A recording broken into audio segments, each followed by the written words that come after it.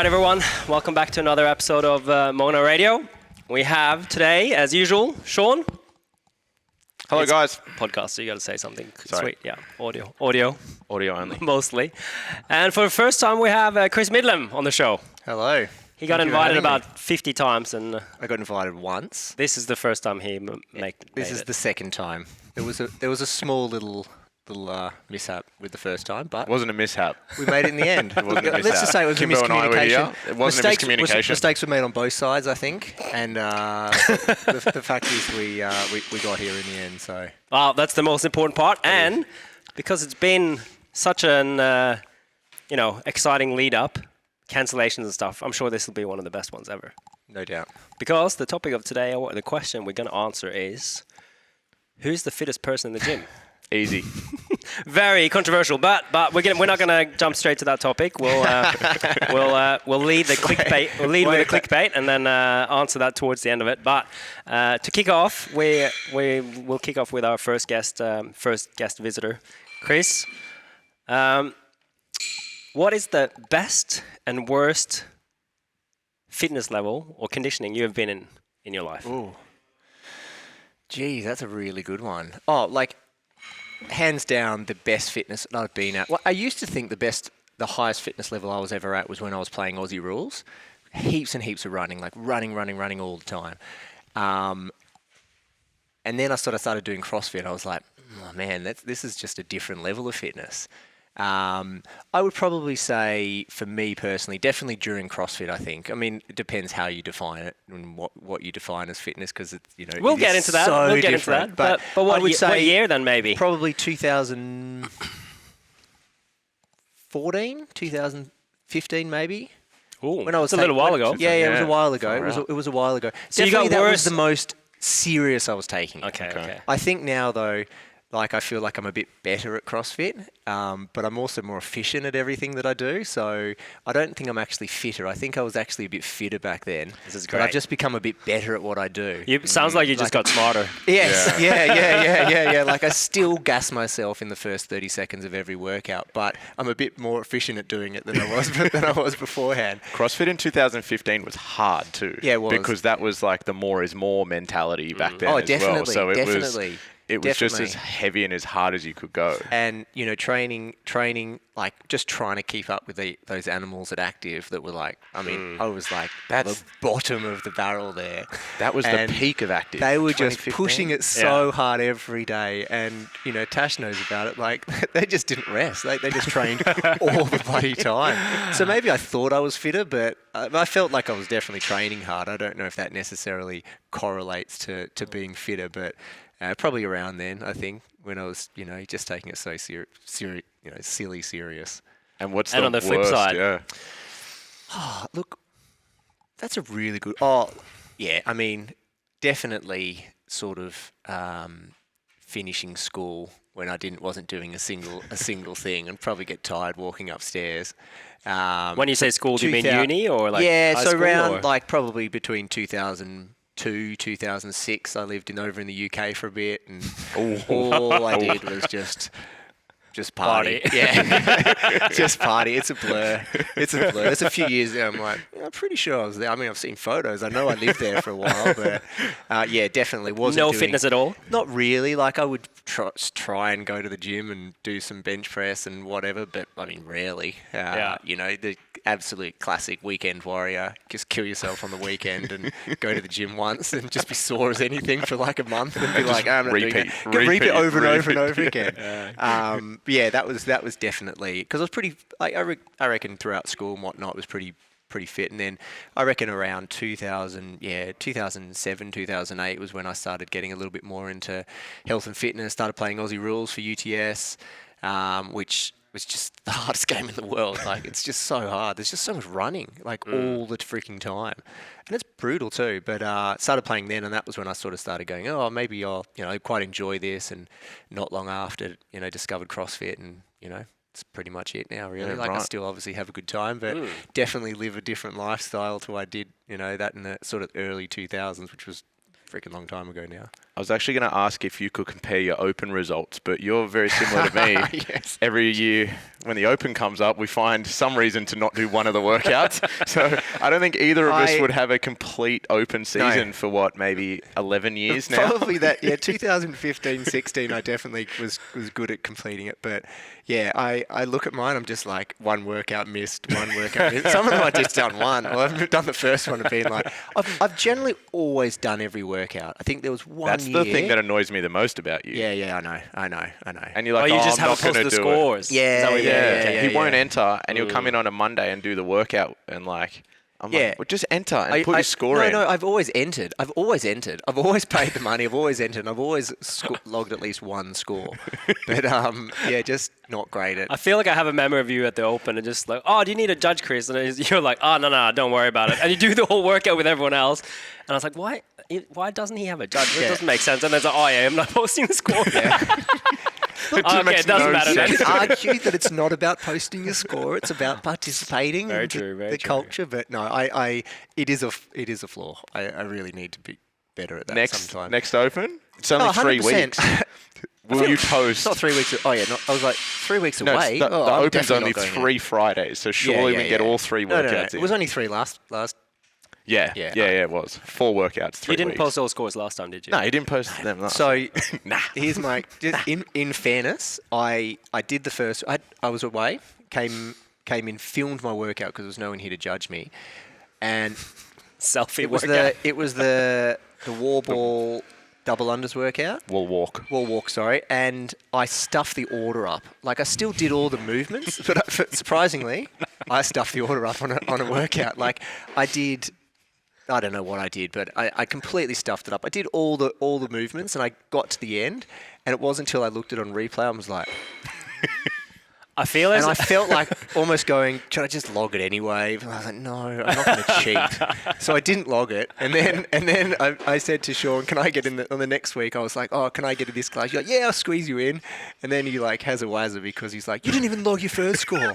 I wouldn't have put you in this one if I didn't know that. But I did do it. I had full intentions. Like, I feel like as CrossFitters, part of fitness is understanding the workout. Yeah.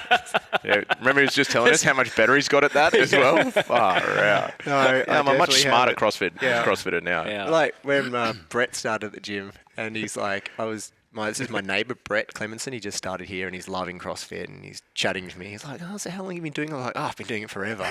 First workout we do together, like every single person in the class starts on the right movement and I just jump onto the bar and start doing toast. You're doing lunges. I was like... You just start doing lunges like this. I'm like, Chris... Toaster bar. And you know what? I looked around and didn't even see anything wrong with what I was doing, so I just continued doing it. It was like, we've all done that was very funny. Yeah. That was very. Yeah, I do it on a regular. That's why it's good to have a judge because they tell you, hey, no, Chris, I love that. put the bar down. You're doing toaster bar now. That's it. Sean, feel like we got to ask you the same. Best and worst condition? Definitely. Easiest is my worst condition, which I reckon would be 3 years ago. I decided to eat a vegan diet for 12 months. And I didn't run, I didn't lift a weight, I didn't do anything. I just let myself deteriorate and then ate with a vegan diet. And that was by far, at the end of that 1 year, was the worst shape I've ever been in my life. I've got photos of myself. I'm like, oh my God, I don't remember looking like that. I wish someone just said something. You look sick, you know? You're pretty adamant on that diet. Yeah, like the self-righteousness of eating vegan was strong, you know. It was the one thing that fueled me through the 12 months. But that was only like maybe 3 years ago or 4 years ago. That was by far the worst shape I've been in. Do you think it's because you weren't training though, or just because of the diet? It wasn't just the diet. It was a combination of the both. It was definitely a combination of the both. But that's the least amount of training I've done over a 12-month period. I was in really bad shape because when I left school, all I did was train. So, like, through high school, and then when I left school, you opened up a gym with no members, so you were just training all the time. Had lots of hours available throughout the day. Yeah. So I was probably... But the fittest I think I've ever been might have been when I was training at CrossFit Norwest, I think, relative to everyone else at those times, because there wasn't as big of a talent pool. Yeah. So it was easier to rise to the top. So that was probably the fittest, and that was 2010, maybe. That sound about right? Did you train with Matty Forward back then? Yeah, me and Matty joined at Norwest. At Norwest, yeah. Right. Matty joined maybe 2 or 3 months just before I left an open Bodhi. So we trained together for probably 2 or 3 months. I remember him just coming in and just people being like, whoa. Yeah. Is that where you left? Yeah. This guy's way fitter than I was me. like, all right, well, there goes my spot in the team. I'm just going to open up my own gym. Yeah. No, I wanted to open my own gym. I didn't like this anyway. I can start my own team and then... Yeah. That's right. And that never worked out either. Not invite Matt. Yeah. So yeah, I reckon 2010, it's weird because, and I think this is what we're going to talk about, but like defining the fitness, like I came from a running background. So if I measure the fittest I've ever been running, you know, doing my ultra marathons, or the fittest I was doing, like the strongest I've been, and then the CrossFit fitness, I suppose, definition, you know, it's like I've had real big peaks and troughs on some stuff. I've had really good endurance, but terrible strength. And then when I was doing my Olympic lifting, I had really good strength, but I couldn't run, you know, I couldn't do a 5-kilometer run. So I don't really know to pinpoint where I was at my absolute fittest. Well, that's exactly what we want to get into now, right? Before we answer who's the fittest at the gym, which is just kind of a bit silly, but what we really want to talk about is like how do we define fitness? Because you can't really say who's the fittest unless you have a definition up front. Yeah. Correct. And that was one of the things that lured me into CrossFit, I think, was reading their definition and totally okay to argue that their definition isn't correct, but at least they had one and they had a good crack at it. Yeah. And I'd never seen that before. Do you remember it off the top of your head? Oh, no, I know. I you must know have it read off it the top of your 100 1,000 words of times. fitness? 100 words of fitness. It's a long... Do you remember? Oh, no, I don't. But I just remember it's like move weights. Yeah. Maybe I'll start run, with do reading something, it. You know, Yeah. And Okay. it's eat nuts and seeds. You know? Yeah, or Yeah. eat some nuts, eat this, and it like It's pretty good. it's still pretty good. Like it's as close as you're gonna get. I think. agree. It's I not thought one it of was awesome. Okay. It's a great definition. Let me start this with reading the 100 words of fitness from Mr. Greg Glassman, probably the best thing he ever did. And then also some of his recent work. Also the 10 the 10 general physical skills, and then you guys can we can get your take on it, right? Okay. So world-class fitness in 100 words, and this is really one of the first things I read from CrossFit even before I started. So begins with diet, which is good. Eat meat and vegetables, nuts and seeds, some fruit, little starch, and no sugar. Keep the intake levels that will support exercise but not body fat.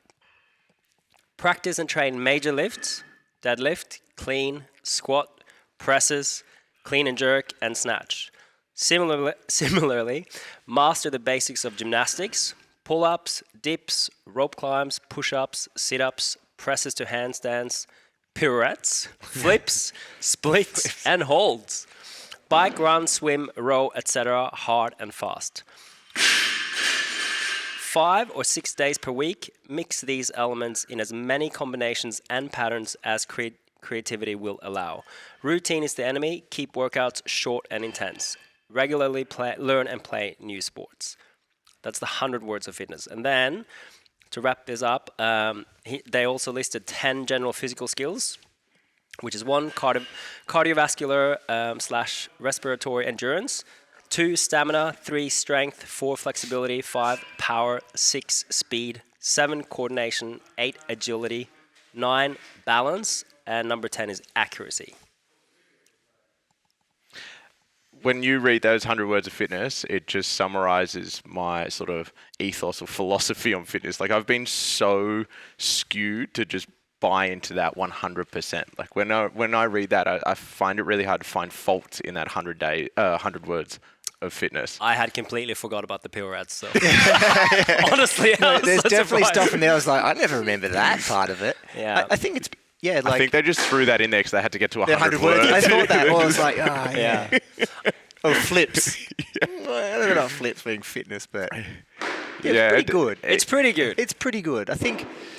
Look, it's 100 words of saying try and do as many different things as possible, and I think there's bits of that resonate more than others. Like definitely try and mix it up. Routine is the enemy type of thing. I think is really key for your fitness. I don't know necessarily about going into such specifics around clean and jerk and snatching like that. Not necessarily for me, but there's definitely parts of which I think are so true still. Like, trying new sports. Like, that's really what it is. Like, it has to be everything. It can't, I don't know, It can't just be one sort of thing. I love the new sports thing. I've always loved that. That's something that not enough people do. I was going to say, that's probably the one thing that most CrossFit athletes don't do. They're like, no, they do CrossFit. Yeah, I do all that anyway. But I think CrossFitters do it better than a lot of other people, though. Yeah. Like, I see all the CrossFitters that I competed before, and they try all kinds of stuff, and they're very open to trying something new. It's true. Whereas a lot of people that have a solid foundation in a sport and then they just go to the gym and lift a little bit of weights, they're like very unlikely to try something a little bit out there. Like, you see CrossFitters do Ninja Warrior, they do like they're so open to just bobsled. Like shit, I'll try it. Bob, like Tia having a crack at bobsled, like, but that's kind of cool though. I think that's great. Yeah, it's still a legit sport and just trying to make it to the Olympics, which is crazy. I think that was a good point that you made with the being as specific as saying like clean and jerk and snatch, because I remember early on I would think anyone that walked through the door should learn how to clean and jerk and snatch. Like, I was like, in my mind, well, you'll get better mobility because you've got to put a bar behind your head, and I didn't realize that they had a stuck shoulder for 6 years and they've been inactive forever. So I think being as specific as people need to clean and jerk and snatch for fitness, I don't necessarily believe in that now, but I did.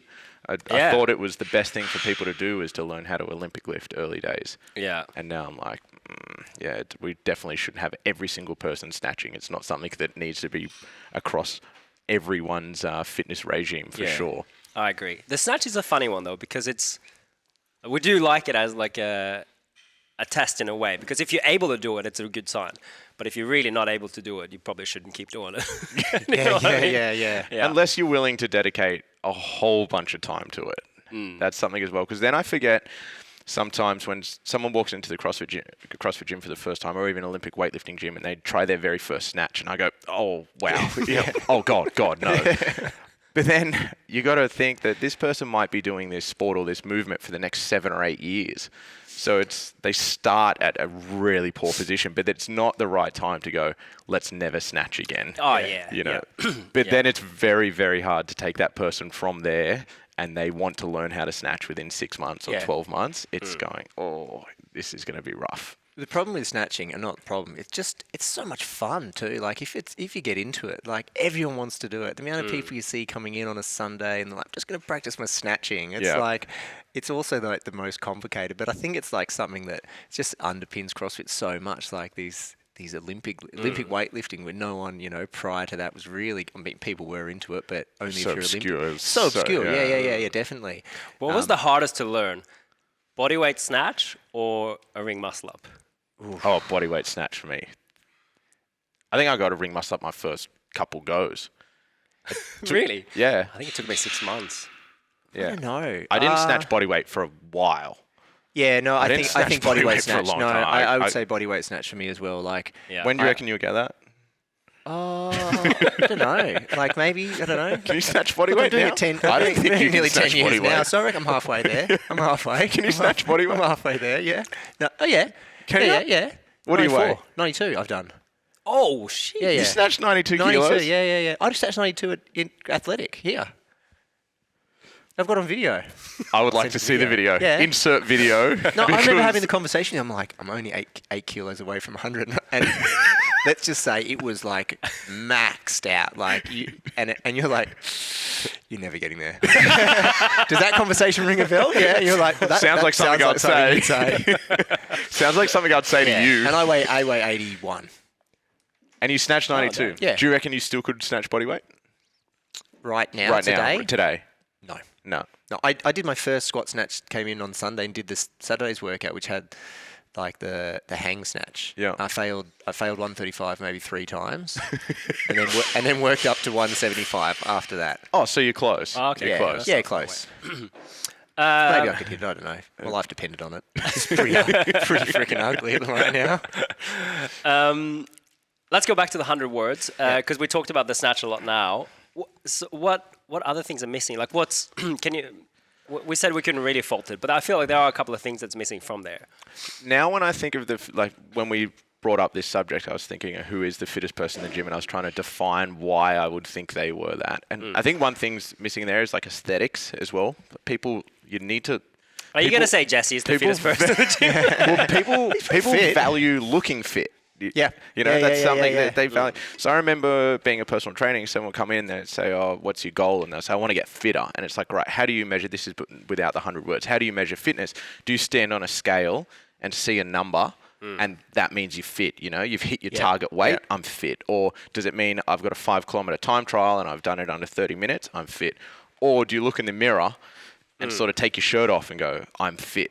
Those, and people measure, those measuring sticks are used over, and none of them are wrong, I don't think. I think valuing the aesthetically how you look is really important to a lot of people. Majority of people do. Yeah. Take general public. General public, 100%. I think in a CrossFit gym, you've got a skewed perception of how little people care because people start to get a little bit more performance-based. People would go, I'd prefer to have a little bit more body fat if I can get my back squat to double body weight or my deadlift stronger. I'm happy to have that bit of mud. Whereas the general population, they couldn't care less about their strength levels as long as they look fit. So, but I also think that is because when I started thinking of the people in here that I was like, oh, that person could be the fittest, but it's like, they look a lot fitter than what my determination, my description of fitness would be. Yeah. So then I started thinking, all right, who's the healthiest? Because that's another massive part of it. I was like, who's the healthiest person in the gym? Because one of the least healthy ways to go about it is to train Monday to Friday as hard as you possibly can, drink beers, go out on the weekend and have burgers and chicken wings, which I think is probably 90% of our membership base. But I wouldn't say that's the healthiest. I wouldn't say training twice a day, 4 days a week, and being malnutritioned, but having super ripped abs and really lean. I wouldn't say that's the healthiest. So then I was like really battling in my head why I thought certain people were the healthiest versus the fittest versus the combination / look the fittest. It was really hard for me to come up with some people in mind. And then I thought about longevity. So I was thinking, all right, if I was 70 or 80 years of age, I would give up having I would prefer to have high blood pressure and being a little bit overweight, but have perfect mobility. So if I was in my 80s, for example, and I could reach down, pick up some weight off the ground, I could tie my shoes, I could get up and down off the ground quite easily, I could carry things, I could put things over my head, but I had high blood pressure and I was a little bit fat, I would trade that off any day of the week. Whereas if I was a little bit leaner, so low body fat, I had perfect blood pressure and I ticked all the medical health markers, and my BMI was perfect, but I couldn't get up off the ground because my shoulders were so tight or my spine was, I would trade all of those health markers for mobility in my later life. So then I was thinking, all right, now I just got to think who's got the best mobility at the oldest age. They're the fittest person to me as well, because that's really what matters. Yeah. You touched on all the things that I think is missing a little bit in the 100 words, but I guess it's written in there underneath it all. It's being capable and healthy for a long amount of time. Yeah. That to me really is fitness. Yeah. Not really what I'm back squatting or running a 5K, and because to me now that doesn't really matter as much, as long as it doesn't completely blow out. If I would back squat less than my body weight, and if it took me 45 minutes to run 5K, so it'd be like, okay, something's happened there. Yeah. But being very capable, being at your 70 to 80% for a long amount of time, that's really valuable, right? Yeah, for where we're at now. And this is going to hurt to say, but I think Chris is a pretty good example of it because you've been doing CrossFit. You've been doing, not because of your age, but because... Yeah, I'm the old guy. I can just get stuff off the shelf. But I think you've done really well with, you trained, since I've known you through athletic, even active athletic and here, you've trained, 4 times a week, you work corporate lifestyle, you got 2 kids, you're consistently training. Since I've known you, I've never seen you suffer from an injury. Yeah. There hasn't been a single injury, yet you're capable of doing every movement in the gym. You can snatch, you can bar muscle up, you can ring muscle up, you can handstand walk, you can do all that. And you can do it at a high level. But I've never seen you go through ebbs and flows of Chris is sore and injured and tired and he's grumpy at 5:30. Yep. It's always sort of stayed at that level, So it's another good marker, mood. Yeah. Well, I think I guess that's health. But it's also health and fitness. It's also sort of how you feel and mentally too, right? Yeah, that's what I mean. You have some people that are just so fit and healthy, but they're just burn the candle at both ends. Like they're just always like they're never thinking about anything else, and like they're so strict. Like I'll never have a drink, I'll never touch a drop of alcohol. Seen a lot of that. So many of those, right? And as especially with CrossFit, because ultimately the payoff is not great, even if you're awesome at it, right? It's not worth it, people. Yeah. Like no, I think the payoff for Gen Pop is the best you can ever get. But when you're really serious about it, like it's tough, right? And you just chat to them, it's just like, oh, I don't know if this is the healthiest lifestyle you're living right now for you. Like you hit all these fitness markers, you hit everything. You are absolutely taking it to the next level. Like, you know, there's nothing there wrong, but there's no flexibility there in their life. And I think that's also a measure too. Like it has to be, right? I was just going to say, I just said I've seen that a lot. But I also think in their defense, people that are athletes and trying to become competitive in the sport, they treat it as a sport and almost a profession. So it's a little bit different. I think they're aware now that they're not trying to get to a healthy, longevity style life. They're just, like you said, burning the candles at both ends for the amount of time they're trying to be athletes. Right? Almost a separate category that you can't really sort of categorize. I think it's a little bit different. Because, like a rugby player would get injured a lot too, right? Yeah, it's true. But there's lots of people that aren't at that level that take it seriously, right? That's true. And I've kind of slipped into that category a little bit. It's like I told you I was taking it seriously. Like, what the f*** am I doing here? Like, that's good. These guys kick my ass, but I'm taking it as seriously as them. And I think, to your point, there's definitely that grey area of like, I'm going to have the mentality of an elite athlete, but I do not have the skill set or the fitness all the time. You know, like it's just... Or like, I work a full-time job too. Like, that's and enough, I'm still trying to do everything that the full-time athletes do, and that's the worst. That's probably dangerous. The worst of the worst if you think about it, because there's just nothing. You've got no time for family or anything like that. You're working all the time. Yeah, I find it really compounds as well when people do sacrifice. Say it's not saying sacrifice, but say they choose to be super diligent with their nutrition and never step foot. They're not willing to have rest days, they do the extra mobility, they put in then the expectations of yourself, because you've put all that aside, your expectations are much higher. So when you come in and you have a bad day of performance, you expect so much because you did all the right things. I slept, I didn't go out on the weekend, I had perfect nutrition, I saunaed, I did all of that, and I trained like absolute garbage, you know? So your expectations of yourself, and that's a real vicious cycle. Because then it's your expectations continue to get higher and higher. But then your returns start to seem, you might even be getting 1 or 2% better, but you're expecting 10% improvements, and then that becomes really poisonous, because then you resent that you don't get to eat the foods that you want, and you resent the time that you're sitting there and stretching, and you sort of do it for all the wrong reasons. You're getting 1 or 2% better, but you're giving up like 30% of your life, or there's 30% of your life that you're now sacrificing or extra anyway, and then typically there are those people, when it goes out the window, it goes out the window, you know? It is just, it's a free-for-all then. It's like, oh, all right, I had one bad night. This month of training is written off, you know?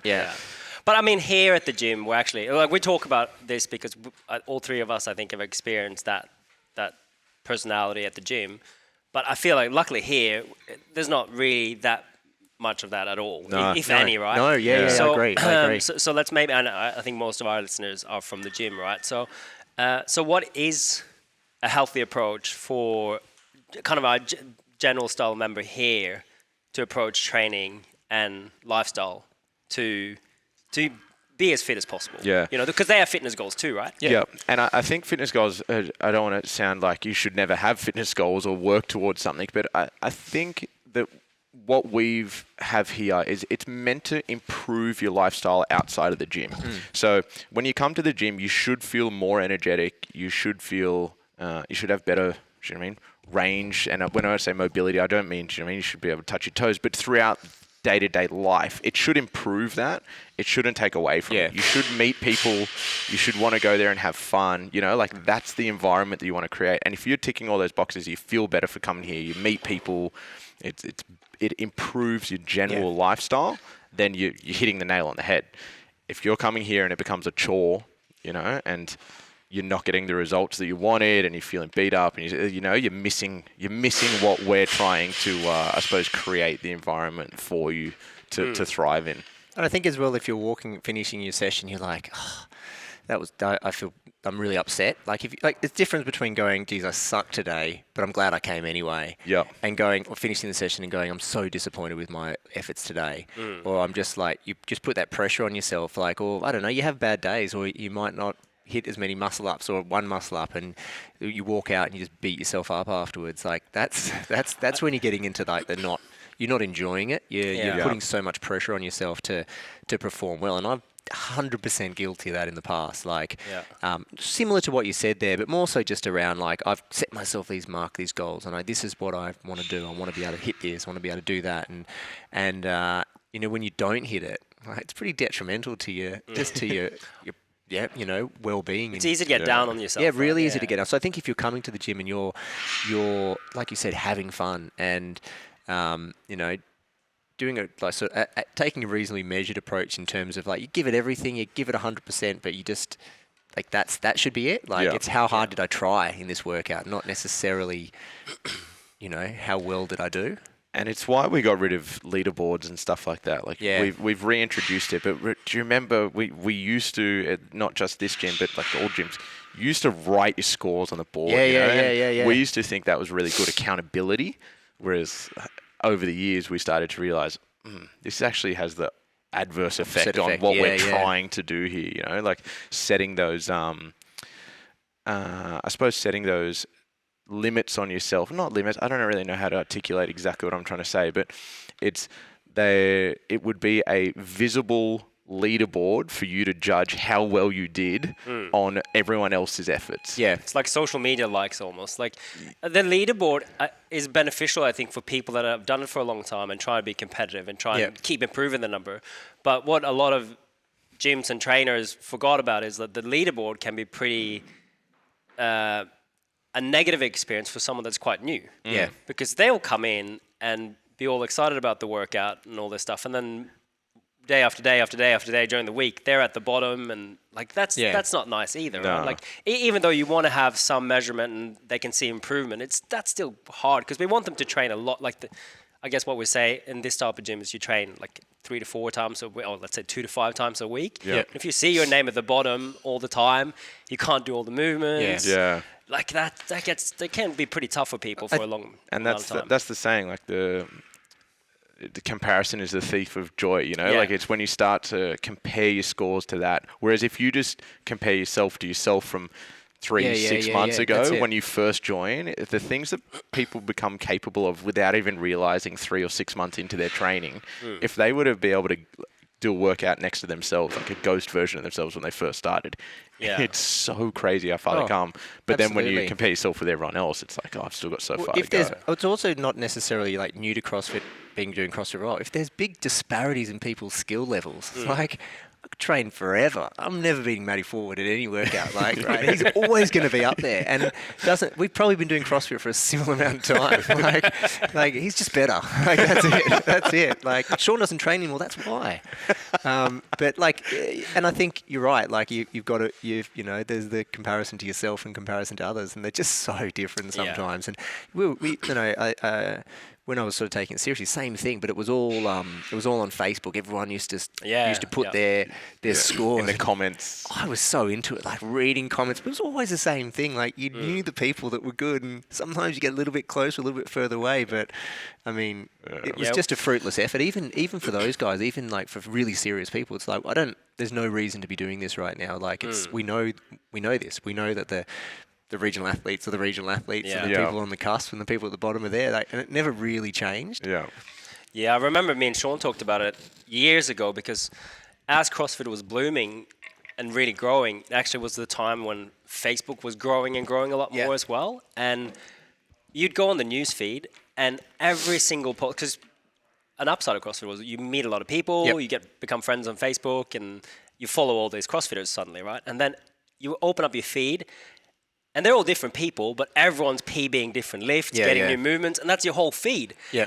But you don't realize that that's like an individual person, and he or she might just post that once a month or whatever. But because your whole feed day after day after day is full of PBs and big lifts, and you feel lifts more and does more than you. You're like, oh my god, like I'm so terrible. Well, they're only posting the good stuff too. They're not posting exactly all their right. misses. They're not posting the fact they can't do this. But so true. Yeah. I think when it's just so different.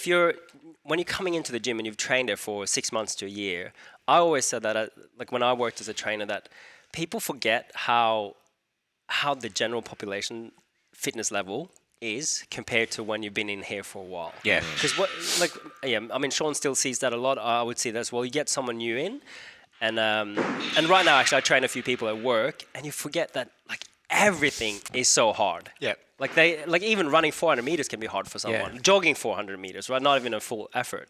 So after you've been here and then you forget about all that, and then you just start comparing yourself up to all these people that have been in the gym for 10 years. You're like, it's so different. Yeah. It's funny how when we're trying to define fitness, we even just the conversation that we're having now, we go away from results. Yeah. Like it's like I definitely don't value people's, if we're talking about the fittest / healthiest person, I don't value their scores as a representation of their fitness.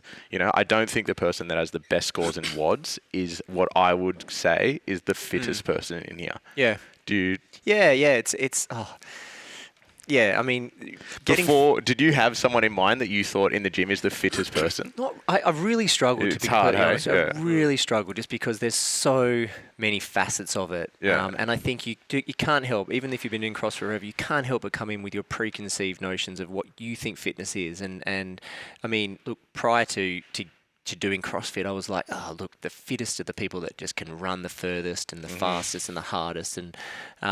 And obviously then you get introduced to lifting and you're like, well, maybe that's not the fittest. I don't know, but is that strength? And I don't know, like I just flop all over the place. And it's who can do the most body weight, who's the best body weight, got the most body weight fitness or the best body weight fitness. That's completely different to the person that's probably going to win all the workouts in the open. Yeah. And so it is hard. Like it really is difficult. Like and it's just a very, very difficult thing to describe. Like, and I think, there's tests you can do, your VO2 max, all those sort of things, like meant to measure fitness, but do they really? Like, it's so like hard. someone's VO2 max, they still can't snatch, but that can't many snatch times. body weight. Yeah. It's interesting though, because I like how this discussion is going now, because what I would ask then is like, go back to the first question I asked you, when I asked you when you were at your fittest, because then you felt like it was kind of easy to answer.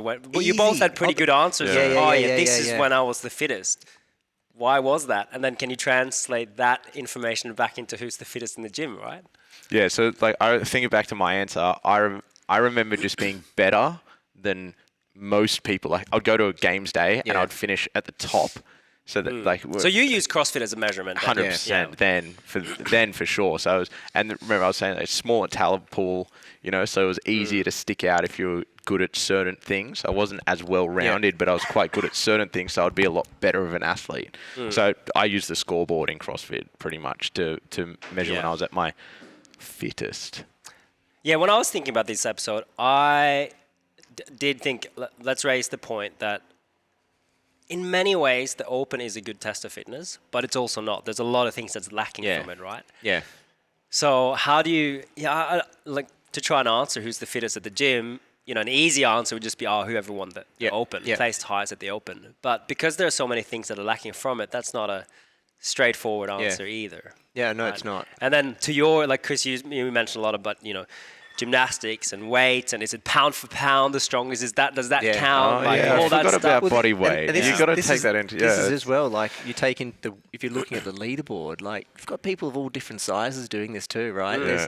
By default, some people are going to do much better just because they're bigger and stronger and they can lift more weights, and that's just genetics. That's nothing to do with fitness. That's nothing to do with anything. Like, I mean, never going to happen. But if you had a perfect world, technically, every single person should be doing a different weight when they do the workout based on, if you want to, like for weightlifters, right? They all are in weight categories. Yeah. Like, it's never going to happen. But, I mean, so therefore, judging somebody doing 20 snatches at 135 versus another person, like one person might be able to really do it very easily, but that doesn't mean that they're any fitter than the person that can't do it, right? That also it's means so difficult. Kimbo and I's wall ball line would be significantly Yes, it does. lower than yours as well, though. It does. Like, How would we adjust the rower? It'll also, a short person. I guess it also means that Calibrated. It means that I wouldn't have to squat down as low. I don't know.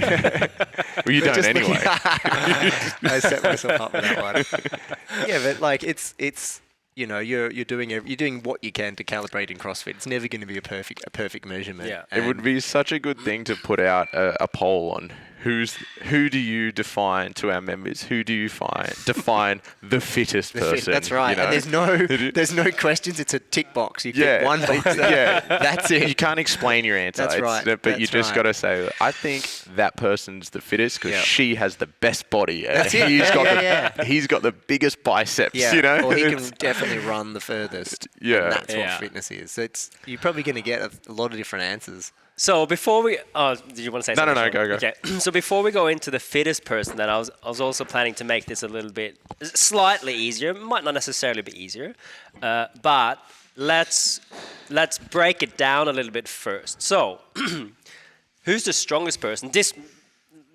not regarding body size at all. If it's a big person, that's totally fine.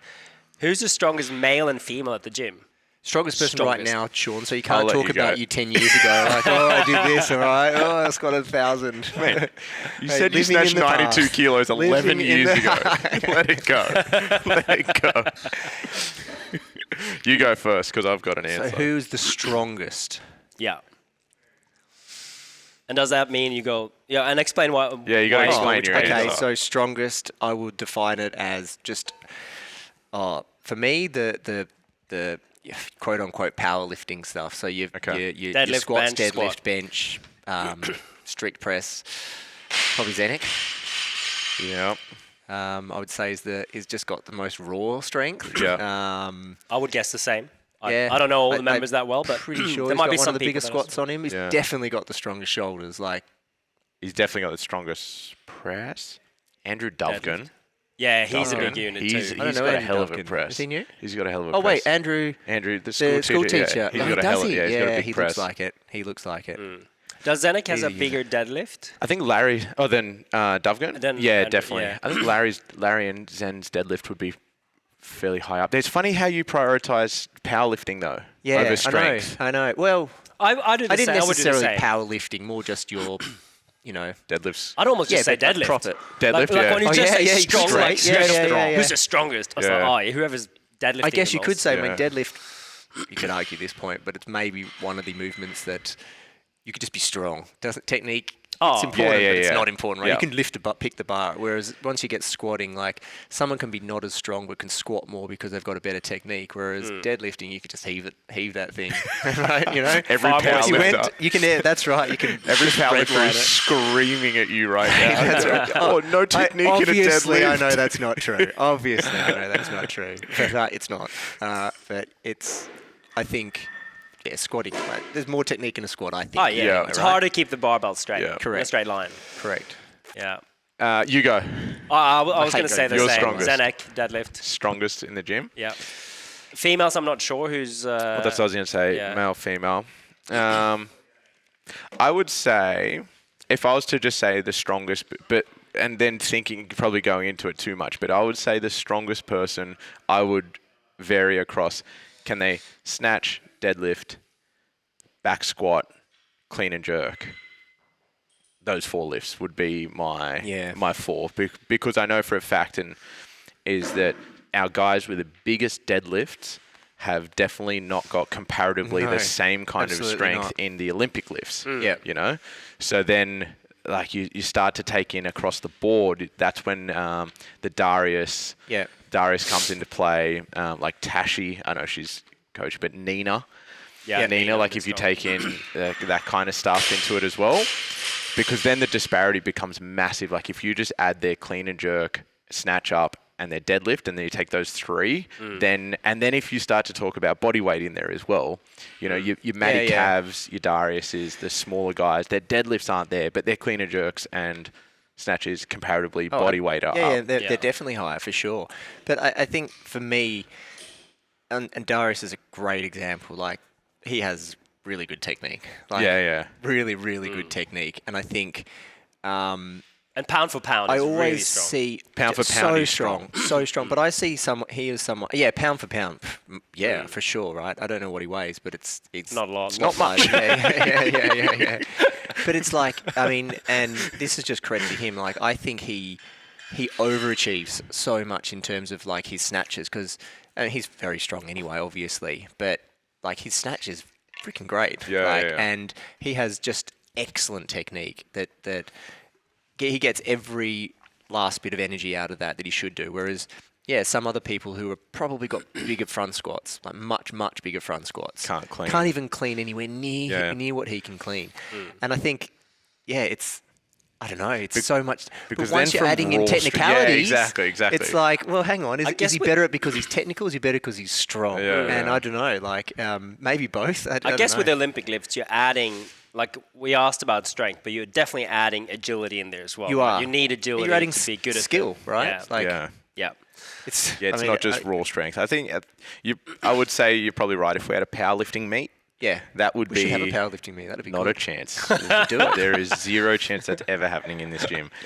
But if we were to have that, I think the person that walks out on top. Are we talking like just sheer weight as well, or are we going in? No weight classes. No weight classes. So it's an open. Just make it simple because we're going to answer the fitness question later. So we're going to make that complicated. But this is just who's the strongest, male, female? Sean. I would say.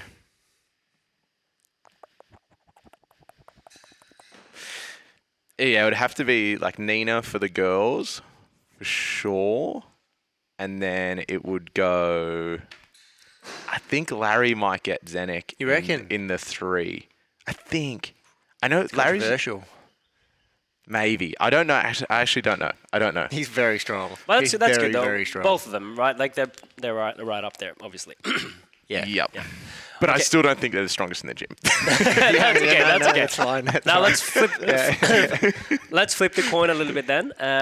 Who is the best longer distance runner? So let's say 5Ks and above.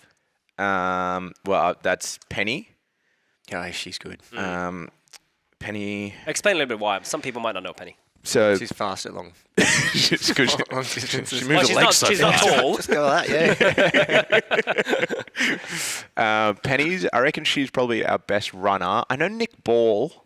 Nick Ball is a very good runner, but I haven't seen him. I haven't seen some of his times. You know who's a really, really, really good runner? Is Ace. Oh, really? Ace, yeah, he's a really good runner. I think he's. I think he would, if he trained for it. I think he's like 1 mile time and would be really, really good. Really good. Penny's, I would say, our best distance runner. Yep. And she trains for that specifically. She comes in here to help her running. So that this is like I suppose the strength and fitness she gets in here is a byproduct, which is going to help. Stay injury-free during the run. Exactly, right? yeah. Become a little bit more efficient, have a little bit more range, stuff like that. So she's training for a 70-kilometre run at the moment. And she just, not just, actually, it's a little while ago, but she did a run not that long ago. Is that right? Yeah, I think we spoke about it last time. She had that marathon, but because of COVID, everything just got everyone's been entered into races but not been able to do them. So I think I would give it to overall male and female. I'd give it to Penny, and then I think Nick Ball would be one of the better runners. I feel like we haven't done many long runs in at the longer gym, than a kilometre. Oh, barely. Yeah. By the way, Nick Bedouin is very upset about this conversation. Oh yeah, I did just mention him. You said Nick Ball. No, I did. I just said Nick Bedouin. Oh, okay. Maybe. Really? I thought it. He thought it. It doesn't count. I saw him running out the other day and round. Been working. Yeah. He's been working on his running. I yelled it. I was like, "Nice shots, mate!" Nick Bedouin gets most improved. But that's he's good. definitely I would still say there's probably 10 blokes that run better than him in here, but he gets most improved, which is. Yeah, I don't want to tease Nick. It's a difficult one though, because I think with the long distance running, like one, we don't do it too much anyway. And two, it's very different. Like if you said to everyone, right, we're going to do it 2 months here of everyone running more than 2 kilometres, multiple times a week, you'll soon start to see people like that maybe don't do great 400 metres and hang on, this person's actually got reasonably good That's why I wanted to mention running it. endurance. That's why I wanted to bring it up. Yeah. which you know, it is different. Like it is another level of fitness, isn't it? It's funny as well because it's so easily measured. People do value it quite a lot because you see in a workout, and like I've heard it thousands of times. Like, oh, he's so fit, he's so fast. You know, she's so quick on the runs. You know, and then they just correlate that to she or he is fitter. Yeah, you know? That's well, it's interesting because so my history is that I used to run a lot. I actually just ran my first marathon just before I started CrossFit. So I was a pretty decent runner then. Not fast, but I could run easily, 10, 20 Ks. Then I started doing CrossFit, and your perception of what fitness is gets skewed, and then you change. And then I felt like during CrossFit I was the fittest I've ever been, but then I was probably the worst running skill I've ever had because I went away from that and started building strength. Yeah. So, and then now I look back at it, and I have tried and run a little bit more, but I'm terrible at running now. I'm like, I'm over it. I'll just go back in the gym. Like it's weird how it changes, right? But I do think running is an important skill for sure. Yeah, it's a definitely important one. I think as well. Have you run run a marathon? No, 10K is the most I've ever run. I like maybe probably 10 years ago now. Dean and I set a goal. We were going to run a competitive race every single month for the entire year. Oh wow! I think we got to like June, and it got really cold. I was like, I don't do that anymore. We got 6 out, and then I think we did like the last 3 of the year. So we missed. So just missed maybe winter. 3. Yeah. Went to Canberra. It was freaking snowing. This is the worst ever. Like, miserable. Like, I think it was a 10K in Canberra. It was just like the worst. I'm like, I don't want to do this anymore. Like, I'm losing. This is no fun. That's awesome. But as well with the running, like I'm an okay runner, but I don't think I'm an okay runner because I'm a good runner. I think like I tend to keep up well in running workouts because I've kind of built for running rather than built for necessary other things. And I'll run next to people, and like I can tell that I'm taking 1 step and they're taking 2. Yeah. Like, and it's just harder for That's me. Sure. And it's just like You've never run next to me. It's less effort for me to get the same amount of distance most of the time. And that's why it's so impressive with Penny, because she's not tall, and she just motors. Oh yeah, she's got a very high RPM. Yeah. The revolutions per minute on her legs are high. And just holding that as well is that's the really impressive thing too. Yeah. Like just to hold that constant level for such a long period of time. Like I mean that is fitness as well. Similar question. Well, not similar, but in the same category, roughly. Best rowers at the gym. Rach Adams, hands down. Rach Adams. And, my God, she's a good rower. She rowed for New Zealand. That helps. Claire Reading. Claire, that's Claire, it. Both of them. very good. They rowed together, didn't they? In some. Oh, maybe they didn't. Maybe Claire was in. She did some like river row. I remember she was telling me like it was just this crazy long marathon. Our female rowers good. Are significantly better than our male rowers. Yeah. I've rowed next to her before and been like, shit. Better go harder. Yeah. Well, I think the male rowers to get off it. are good. Well, not only, but the male rowers is kind of good because they're bigger. The bigger guys, like Draws, Miss Holly. Yeah, they're good, and they roll fine. Like, not that they've got bad technique, but they're so big as well that there's just so much power. Yeah. But you answer that question so quickly. Why can you tell straight away on the girls that they're good rowers? Yeah, maybe because the discrepancy between the girls is so high because guys, the stronger, taller guys, they can rip on that rower and, they can have the numbers up there, they can be rowing 1,1500 cal splits, or... Yeah, more probably. Yeah, but like doing that quite comfortably. Yeah. That's not a sprint. But to get a female on the rower that just hasn't quite got the same build and like just overall strength, they have to move that rower way more... efficiently to get those kind of numbers. And Rach and Claire, they can row that comfortably. And then if you sit another girl on there that hasn't got that movement pattern, but maybe the same strength and same size, there's a huge discrepancy between the what they're capable of rowing. Power output on the rower. Yes.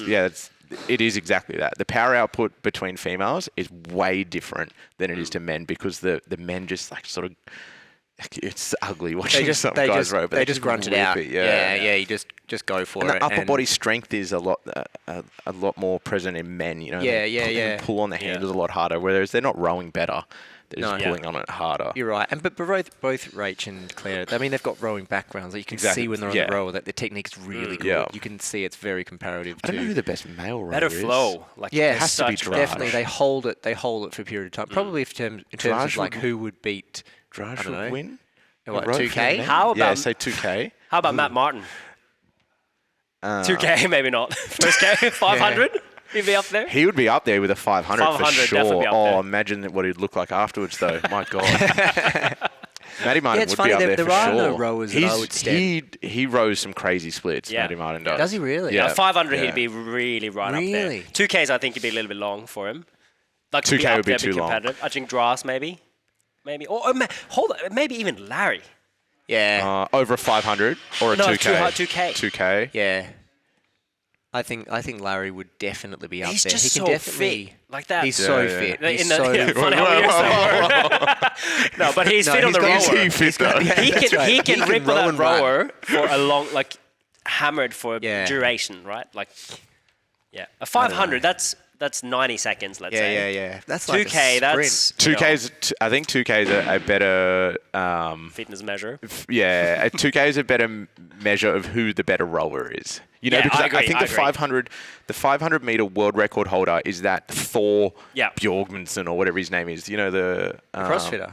No, that's Bjorn. Strongman. That's Bjorn. Yeah, that's Thor. right. Yeah. You know, big Thor, the strongman, strongest man in the world. The mountain. The mountain. He's got the 500 meter world record. Yeah. Because he doesn't bend his knees. He just leans forward. Yeah. But the guy, it's an Australian guy that's got the 2K world record, doesn't he? Maybe he broke the Australian record. I'm not sure. But also remember, there's different weight classes. Yeah. And he just looks like a rower. Like, I mean, once you get to the 2K, you're getting into the territory of like 6 minutes. You need technique for that one, 5 right? minutes, whatever. That's awful. Imagine, I can't even imagine that pain. That is horrible. Few things worse. 2K test on that roller. 2K and if it means something to you, I remember racing my brother on Christmas Day. Yeah, you told me. Did my brother told you? Did he say? Oh, I told you. You told me. Ruined Christmas. Ruined Christmas. We got in the morning. We were both competing in CrossFit. We're like, I wonder who's fitter. He's like, well, 2K row. I'm like, let's do this. We were leveled for the whole day just in Christmas. It just felt so sick. Do you remember the times you got? 7:02. 7:02. And who won it? D or you? I don't actually remember. Oh, it must have been D then. I would say me. But I remember he's not here, so I would say you too. I won. I can't actually remember. I don't think I ever broke 7 on the 2K. I remember trying multiple times. Never broke 7. When you're at that like 1,200 meter mark, and it's just like the pain is just set in, and you've got a big chunk to go. Oh, it's nothing worse. Nothing worse. It makes me feel sick just talking about it. Change the subject. Okay, one more. Let's see if I can explain this properly. Who has the best body awareness and body control in the gym? Gabby Clegg. Gabby Clegg. Answer. Yep. The gymnast. If you see her walking on her hands, if you see her do like press to handstand, if you see her even jump up onto the rig, she's just got incredible mobility. Like her body awareness in the super easy to coach. She can pick up like barbell quite easily. She's definitely got the best body awareness I've seen out of anyone on the male side. Darius would be up there. He had really, really good body awareness. Max Dampney, he's a younger guy. He did a Max bit in the morning. Right. So he's taller. Yeah, he's taller, and that's good. Yeah, exactly. That's sort of why I landed on him as well. Just like his movement patterns when he's in the air. So when I say in the air, like on the rig, he knows where he is in the air. You know, we're trying to teach Sammy Pole now. Butterfly pull-ups the other morning. Yeah. And like there's a lot to Sam, you know. Very, very tall. There's a whole bunch of stuff in the air, you know, and Max goes, "Oh, I've never really done butterfly." And I just said to him, "Yes, you have," because in my mind, he's like, "No, I've never really done it." I was like, "Just jump up and try it," because I wouldn't usually say that to someone, but with him, I'm like, "Just jump up and try it." And he jumps up and just goes, "Whoom." Yeah, right. That's impressive. Butterflying pull-ups just from watching people. Sam looks over. He's just like, fuck. And then he's like doing the kipper fly, the flying. It was quite funny. But yeah, I reckon Max Dampney would go the male side and Gabby Clegg on the female side. Yeah, look, sounds awful, but I hadn't really thought about on the female side. But yeah, look, definitely Gabby. Like multiple times have I been just like, oh my God, like she's just very mobile in many different ways, and it seems like she does stuff easily. Yeah, so definitely. Easy, effortless. But no, I think Darius for me, I definitely think and I think Darius is a really good example of someone that really works on it too. Like he's very aware of himself, and he's like I've seen him multiple times coming in doing like accessory stuff, and I know that he did the knees over toes program, and I think he's already had really good mobility anyway, and just was very aware of his body. But I think he's worked on it and made it heaps better too. But he was probably the best before. And now he's just he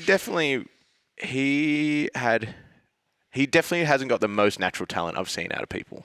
He's worked on it. Yeah, he's worked, and I think he's been with us 7 years now. Yeah. And I think in the last maybe 4 years, there's been an exponential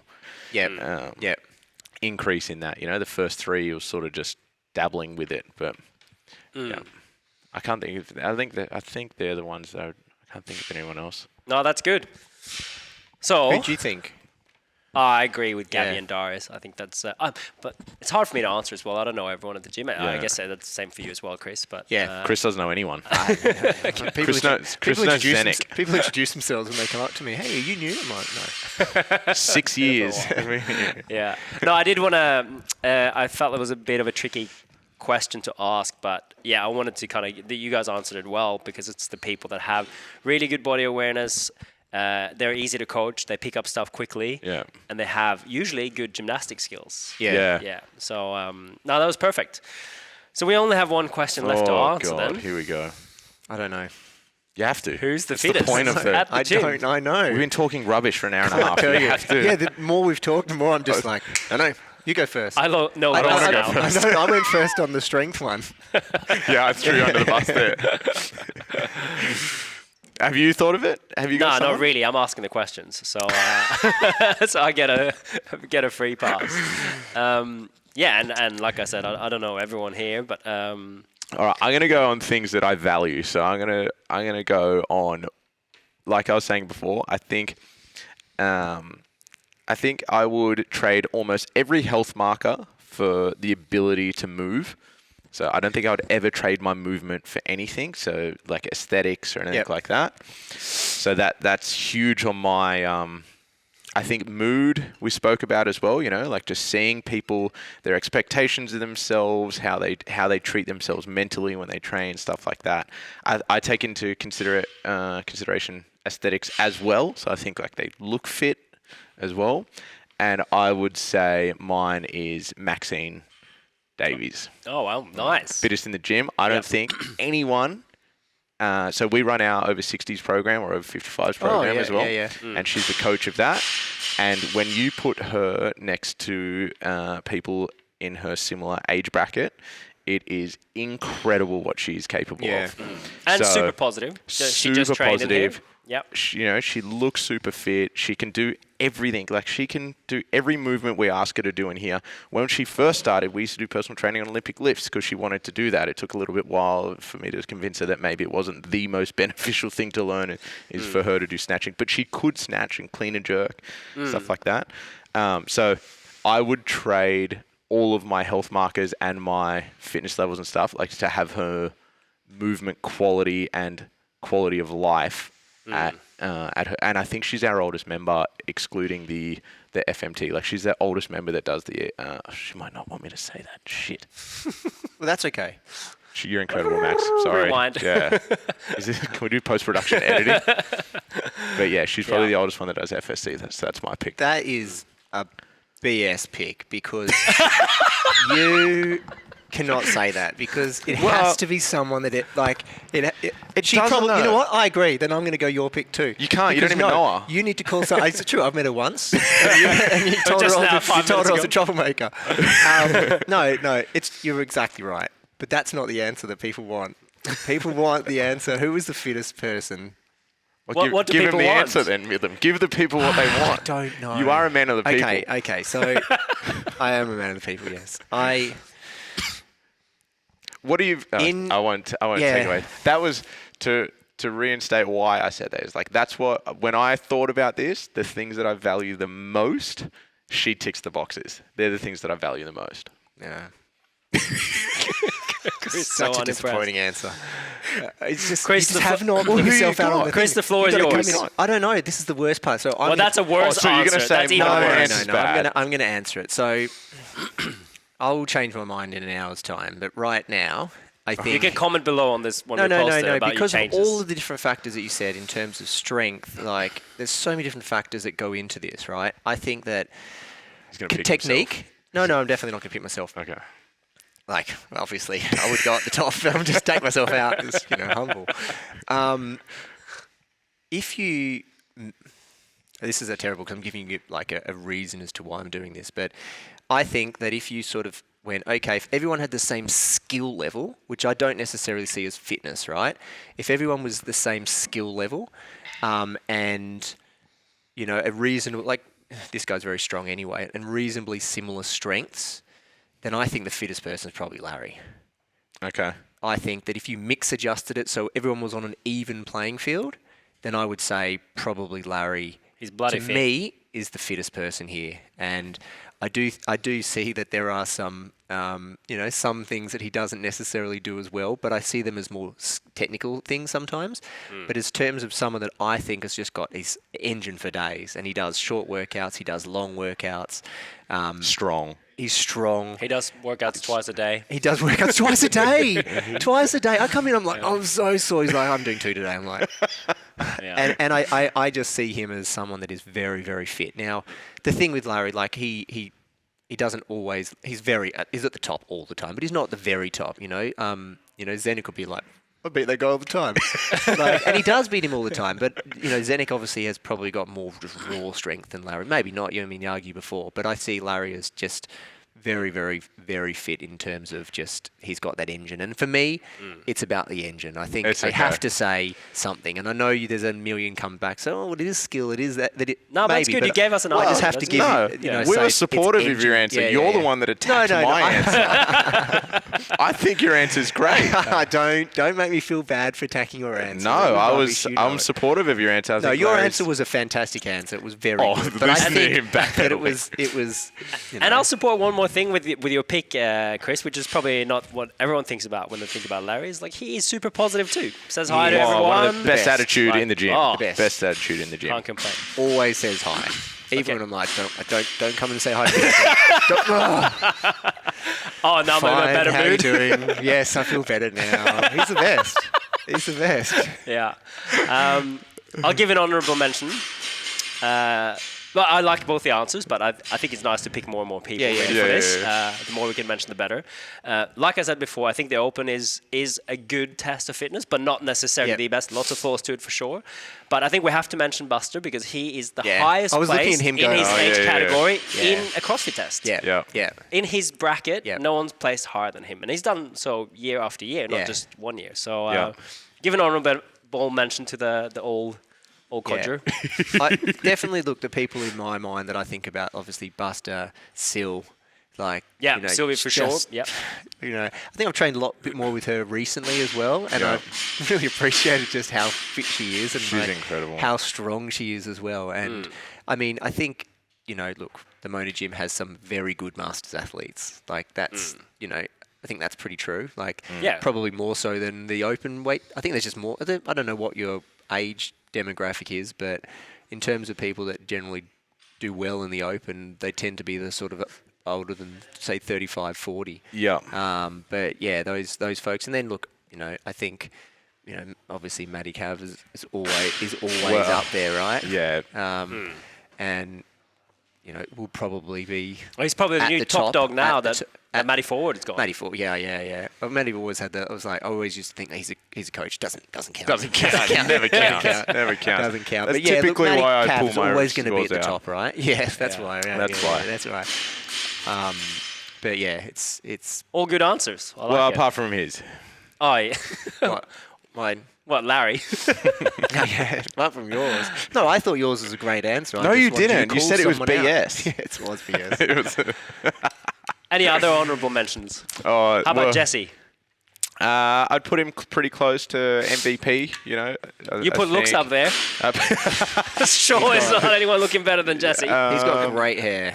And I appreciate that a lot. Yeah. Here, that is quality.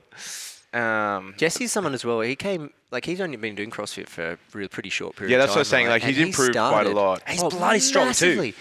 During we didn't mention him in this COVID break, I was like, I feel like he must have just, the big COVID break, he just came in leaps and bounds. Like, I came back from that, and I was okay fit, but he was just, Yeah.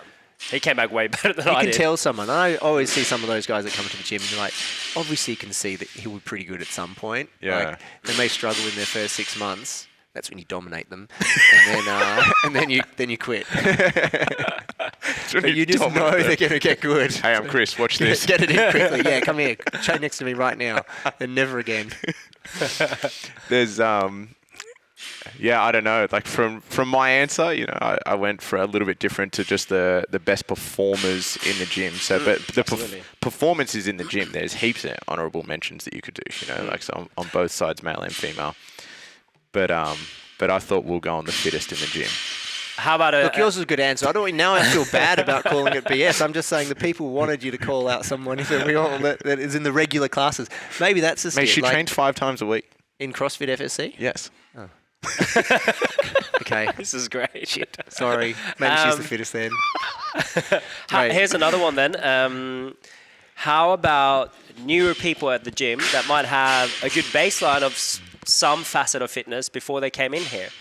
Do you know, because we wouldn't know them, are there any new people that's come in during this and that had a good baseline in something? Yeah, so difficult question. It's not really a difficult question, but we definitely take a different approach. I think maybe 6-7 years ago, when someone walked through and I would assess them, I would think to myself, this person's going to be a good CrossFitter or not, you know? Yeah. Whereas now I take a very different approach. When someone comes in, they're like, hey, I've come from another CrossFit gym, or I've done this. I'm like, oh, awesome. You should do FSC for 3 months. Yeah. You know, so now I look at them a lot different. I'm like, all right, how can we help you over the next 5 years, opposed to how can I get you really good in the next 3 months? The next open. So they jump up onto the rig. They're like, hey, I want to learn butterfly. I want to learn toes to bar. And I'm like, oh. So there was a group of girls that just joined, and they were with a personal trainer at Fitness First, and then through COVID he stopped working, so they all came in, and they are just so eager to learn the movements. And I don't want to rain on their parade because they're so eager to learn these movements, but at the same time I'm like, I know if I hold you back for the next 6 months and we build some joint integrity and you do some single leg stuff and you go slower, in a year you're going to be so much better. Whereas if I teach you how to do kipping toe to bar on day 1 and then get you doing it in workouts at really high volume and just, in 12 months time, you're not going to be anywhere near as good. So I definitely take a different approach now. When I see someone come in with really good base and really fit and strong, I'm like, okay, we need to hold you back, teach you the movement slowly. So in over a longer period of time, you're going to be a much better athlete and a better, I suppose, just your body will be in a much better position. Yeah. Someone like you mentioned before, Andrew. He's someone you walk into the gym previously and would be like, oh, mate, this guy, turn him into a weapon. An absolute weapon. But he walks in, his shoulders are this wide, his quads are like that. Quads are ginormous. Yeah, he sits down into a below parallel squat. He presses his shoulders open up. It's like, oh, here we go. But instead, it's like, But you're right, though, and I think do some single leg deadlifts. Going back to when I first started, it's so fun. It's so funny because it's so much fun, those technical movements you've never done before. But you're exactly right. If someone had just at the time, because I was, when I started, similar to you, it was all just let's go as hard as you can, as quickly as you can. Don't have muscle ups. We'll teach you them today. In the workout, during the workout, while the clock is running. Just throw your head. You spend 2 years getting those things down pat. And whereas if someone had just said, let's just chill out for 6 months, let's get the basics down, let's do a whole bunch of knees to elbows instead of toes to bar, or this is what makes you good at that. It genuinely does help, right? It helps so much. Those next 6 months or the second year, you're doing those movements really, really well, and you're doing them properly. Unlike me. And I spent 5 years doing it the wrong way, and then another 3 years sort of relearning it. And now I'm kind of just this weird hybrid. It works a little bit, but you're exactly right. But it's getting them to understand that. It must That's be the hardest part. Yeah. It's almost impossible, you know. It's almost impossible. And we've spoke about it before, because you don't want to be that guy that when someone has got so much enthusiasm and excitement, you don't want to be there just raining down on them, being like, you do not need to learn kipping pull-ups yet. You know, you do not need to learn how to snatch. Yeah, it's a fine balance. And they see everyone, because they see everyone doing it. Yeah. It's like, come on, I can do this. I know I can. And they can probably at some point. And I mean, to be honest, to play the devil's advocate, like, we survived it. Like, back when we trained, it was terrible. We just survived it, but it was, it's not good. A lot of injuries back in the day. Oh my God. Yeah. It's funny I don't know how you say, when I sort of came in, I'm like, never really go through those injury phases. And I think, like, the point that and when I was still at Active, was actually the point where I sort of said, oh, you know what? I'm not enjoying this much anymore. Like, I'm taking it too seriously, and I stepped it back, and I was always injured all the time. And they had a similar-ish programming, like, you know, FSC, CrossFit, whatever. And I started doing the quote-unquote easier one, which not. It's just maybe less impact. Yeah. And my enjoyment levels just went through the roof. And then I just slowly started working everything back into it. And now I'm sort of in that sort of hybrid. I do a bit of everything, but I was injured too. Like, I used to hit it all the time. Like everybody. Like, if you're snatching like 1,000 times a week, it's probably not a good thing. Right? That's it. But, those days were the Wild West, weren't they? Yeah. Awesome. All right, guys. We've ticked well over the hour. Hopefully, we didn't offend anyone with the fittest answers. And if I did, I'm really sorry. That's why we invited you, Chris. Yeah, I know. We needed some I know, controversy. I know. No, that's good. Yeah, why did we invite you? Maybe we should have covered that off at the start. Everyone's like, who's this guy? 7-year member? Never heard of him. Yeah. Someone asked before we started recording, I told them that you were on, and he was like, what does Chris know? It's the same for all of us. Same for all of us. It's just for fun. It's just to have something to entertain everyone with. So, all right, guys. Well, thanks so much for coming on, and we'll see you back another time, Chris, for sure. Sounds good. Thank you, guys. See ya. Bye. To watch more videos like this, you can click the next one right up here, and if you want to subscribe, click the link down here.